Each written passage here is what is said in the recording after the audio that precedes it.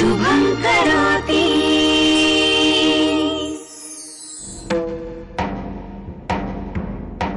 मी मुद्दाम बोलावून घेतलं तुम्हा दोघांना।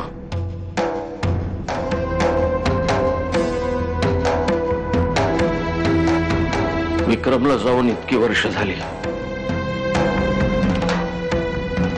किमयाला त्याची उणीव तुम्ही कधीच भासू दिली नाही। ती कौतुकानं म्हणते मला एक नाही दोन दोन आई बाबा आहेत। घरात अनेक प्रसंग घडले तेव्हा किमया एकटी पडली। कधी कधी तिला एकटं पाडलं गेलं। नाही तिच्या हातूनही चुका झाल्या असतील, मी कधीच नाकारत नाही, पण तिच्या चुकांपेक्षा आपापसातला राग तिच्यावर जास्त काढला तुम्ही। गेल्या वेळी मी गेलो तेव्हा ती आजारी पडली होती। आताही मी नसणार।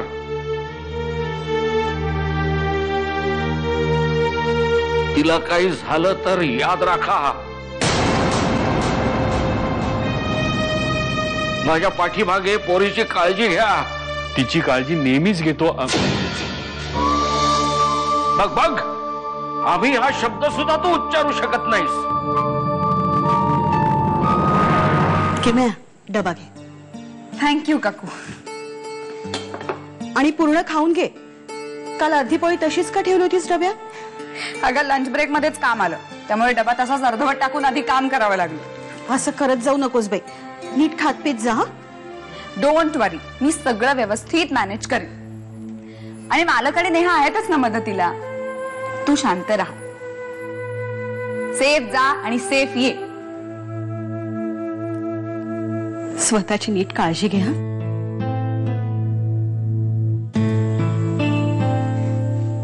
असं काय बघतेस? अगं 8-10 दिवस असे चुटकीसरशी निघून जातील। आणि जाताना रडत रडत निरोप नाही द्यायचा, हसत द्यायचा, नाहीतर मग तोच रडका चेहरा डोळ्यासमोर राहतो। आता हस बघू, हस ना। दॅट्स लाईक माय काकू। मला मोठ्या घरी जायचंय जायचंय जायचंय। तुला एकदा सांगितलं ना, तिथे नाही जायचं म्हणजे नाही जायचं। शी, आपण श्रेयाताईच्या लग्नाला पण नाही गेलो, तिथे सगळ्यांनी मजा केली असेल। मला पण जायचं होतं तिथे, पण तुम्ही मला नाही पाठवलं तिथे। आता तरी जाऊ द्या ना।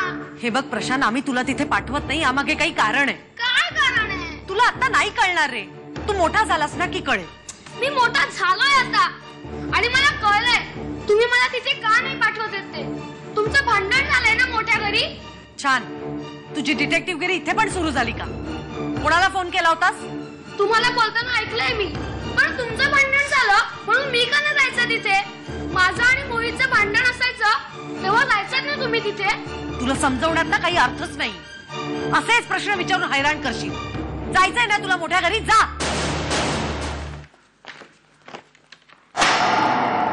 काय आहे किमया? काय झालं? अगं तिथे बसून काय विचारतेस काय झालं म्हणून? बॉसची वागण्याची ही पद्धत आहे का?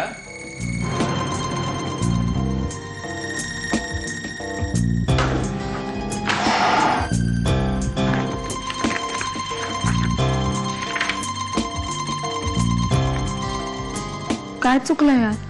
आता ते मीच सांगायचं तुला? मग तुला कशाला ठेवलंय मी नोकरीला इकडे?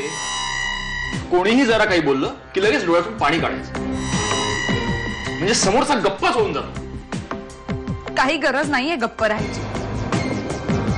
मी तुझ्याकडे नोकरी करते, तू माझा बॉस आहेस, त्यामुळे माझं जर काही चुकलं तर बोलण्याचा पूर्ण हक्क आहे तुला। पण माझी काय चूक झाली हे जाणून घ्यायचा मलाही हक्क आहे। मला तरी ह्याच्यात काही चुकीचं दिसत नाही। तुला दिसत असेल तर तू सांग। हो, आता हेच करत बसतो मी दिवसभर। स्वतः लक्ष देऊन काम करायचं नाही, चुका करायच्या त्या आम्ही शोधत बसायच्या, आणि तुम्ही येऊनवर स्वतःच्या हक्काबद्दल उद्धटपणे चर्चा करणार। तू दुसऱ्या कोणाकडे काम करत असतीस किमया, तर हे असंच काम केलं असतंस का? शुभं करोति।